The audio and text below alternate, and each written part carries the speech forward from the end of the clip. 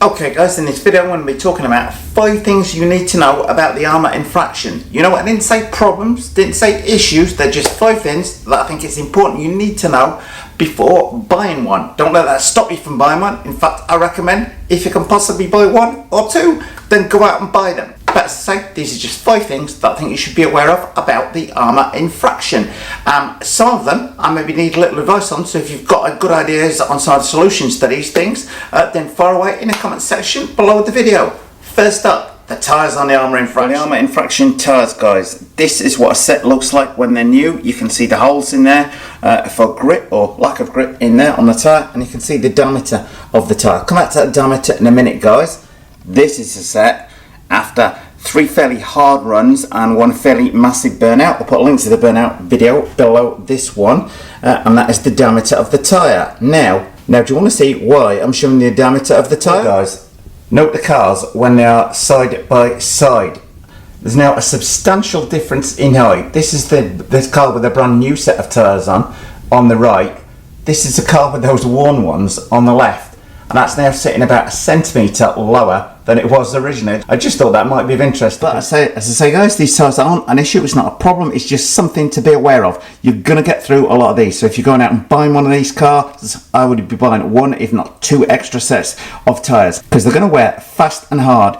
Even if you're being nice to them, I'm running on 6S. This car is running on 8S, but even with a 6S car, they still wear very, very quickly indeed. So it's just something to be aware of. But the tyres are what make this car, to my mind. Yeah, you could go and fit GRP ones, foam ones in there for doing speed runs, but then you're going to lose that driftability, which is that whole thing of this car, to my mind. So the tyres, absolutely fundamental to this car, doing what it does best, which is going sideways at high speed.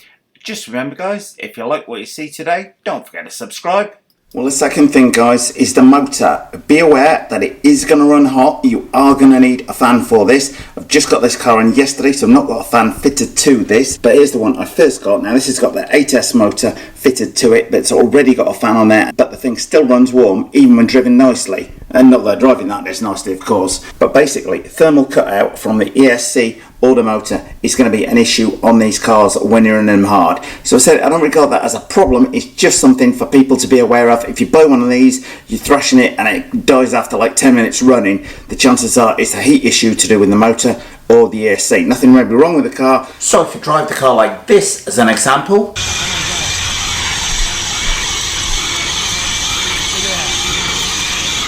then that motor temperature and ESC temperature are just going to skyrocket within a matter of seconds there, guys, to say nothing for the speed that it's going to eat through those tyres. But as I say, I don't regard that as a problem, it's just something that you need to be aware of. If it stops, you're not thinking, oh my god, Rich, my car's blown up, it's died. Chances are, if you leave it to cool down for a couple of minutes, guys, it will be running again. And the third thing to be aware of, guys, is how easy it is to fit an 8S motor to your ARRMA infraction. This chassis can take a lot more power than a stock motor is kicking out. So is it a big issue to squeeze an 8S motor in there? Well, this is a Poseidon 8S 1800 kV motor giving out 5.2 horsepower, guys, on there. And when I say it just squeezes in, it just squeezes in because the case is touching the very end of the front suspension on there. But an 8S motor will fit. That's a nice upgrade that's fairly easy to do, not a lot of work. The ESC is squeezed in there without any cutting around the chassis or anything like that. Well, I thought I'd show that, guys. I know in the ARRMA Limitless, people have been talking about to fit a longer motor in, maybe getting rid of one of these battery packs and turning the motor mount around and fitting the motor out here so they can fit a longer one. But I managed to squeeze in, as I say, 5.2 horsepower motor in there and still keep the batteries in the original position. So the car has still got exactly the same balance as it came out the factory with. Okay, now point number 4 to be aware of on the ARRMA infraction, guys, is to do with the acceleration and the braking. Even on 6S, this thing is frighteningly quick, even on punch level 4 or 5 that it comes out the factory with. On punch level 9, it's just out of this world bonkers in terms of acceleration. So you can have great fun with it, but with the acceleration comes great responsibility because it means you can get into trouble very, very fast indeed with it. The car is standard as the braking set in the second of 3 positions on there, which is just 37.5% braking. I would recommend before you drive it 1 inch that you up that braking percentage to 50%, otherwise you're likely to encounter problems with that front spoiler in very short order indeed. So trust me, guys, on the braking, increase it to 50% before you turn a wheel out of it. I nearly stuck this thing very, very heavily into the yard. I went into a moderate speed with that front splitter when I had the braking set on the lower percentage that it comes with out of the factory at home, and I had a slight accident with that splitter, which leads me on to point number 5 that you should know about the ARRMA infraction. Okay guys, when it comes to that front splitter I was talking about, if you look on that, it's about an inch ahead of the front bumper.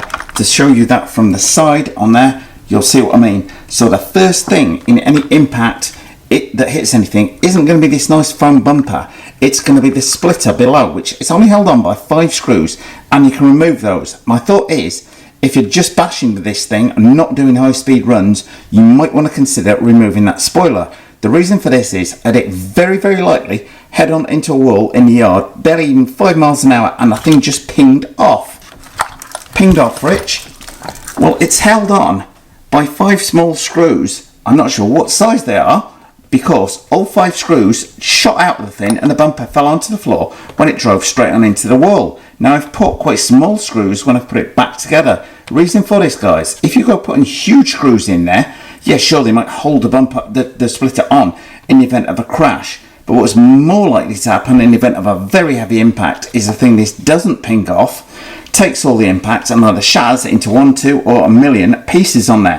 Whereas my thought is, at least if the thing pings off under heavy impact, then that foam bumper takes the rest of the impact and you pick the spoiler up off the floor still in one piece. So I fit 5 smaller screws on the second time. I had a light bump with the tree, same thing happened, the spoiler pinged off again, but because I put smaller screws in again, the whole thing just pinged loose, and my spoiler is still, and my front splitter is still in one piece. So not a big issue, but just something to be aware of. You might even, as I say, think about removing that if you're just bashing with the car rather than high speed runs where you don't need the splitter. So guys, I hope that little video there of 5 things that I think you should know about the ARRMA infraction helps you out. As I say, they're not big issues, they're not big problems, they're not even problems, some of them even really on there, but I just think it was like things that you like, the tyre wear, that ESC or strong motor temperature on there, things that you might like to be aware of. So if you encounter the problem with the motor and ESC suddenly cutting out, you know it's not such a major issue as you first would have thought. So hopefully that video on 5 things you should know about the ARRMA infraction helps people out. Anyway guys, plenty more to come from the ARRMA infraction this summer, both on 6S and 8S. So if you don't want to miss those videos, then don't forget to subscribe.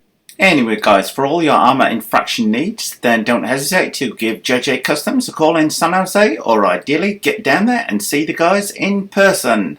Well, thumbs up if you like this video guys, post any comments you might have in the comment section below the video, and hit the circle below to subscribe. And if you do hit the circle, don't forget to hit the bell.